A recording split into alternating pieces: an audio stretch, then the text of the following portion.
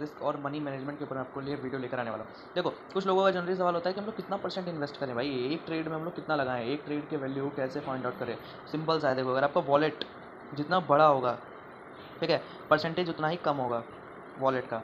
Wallet जितना ही छोटा होगा, आपका परसेंटेज वॉलेट का इन्वेस्टमेंट का ज़्यादा रहेगा। अब ये कैसे, मान लो अगर किसी का वॉलेट 1 लाख के ऊपर है, ठीक है, 1 लाख के ऊपर है। अब जब 1 लाख के ऊपर है भैया, तो वो 1% से ज़्यादा या फिर 1.5%, बहुत ज़्यादा किया था 2%, इससे ऊपर नहीं जाना चाहिए। अगर इससे ऊपर नहीं जाते हो, ये डिसिप्लिन अगर फॉलो कर लेते हो, अगर ये डिसिप्लिन फॉलो कर लेते हो, तो एंड ऑफ द ईयर वो 1L, ठीक है, आपका 3 to 5L प्लस करके ही उठोगे आप एंड ऑफ द ईयर में, अगर आप इस स्ट्रेटजी के साथ चलते हो। बाकी अगर आपका वॉलेट बैलेंस छोटा है, मान लो 500 से लेके 5000 तक है, तो भैया ये होती है लर्निंग फेज, ठीक है। इसमें उतना तेज़ी से वॉलेट ग्रो नहीं कर सकते आप, क्योंकि आपके पास पोटेंशियल कम होता है। हाँ, यहाँ पे अगर तब भी आपको रिस्क मैनेजमेंट करना है तो आप कर सकते हो। इसमें कैसा होता है, क्वांटिटी बेस्ड होता है कि एक सिंगल ट्रेड पे आप 10 से 20 क्वांटिटी के ऊपर जाओ ही मत, ये तब काम कर जाएगा आपका, ठीक है।